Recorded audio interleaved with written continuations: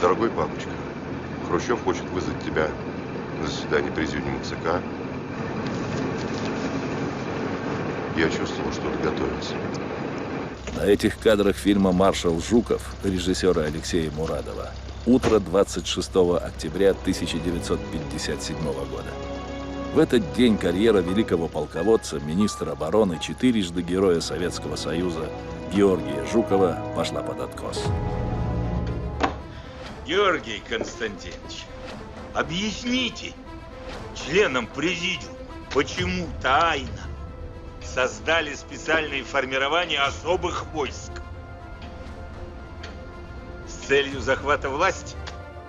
По официальной версии, поводом для отставки и многолетней опалы маршала Победы стал доклад в ЦК КПСС одного из самых высокопоставленных подчиненных Жукова, заместителя начальника ГРУ, генерал-полковника Хаджи Умара Мамсурова.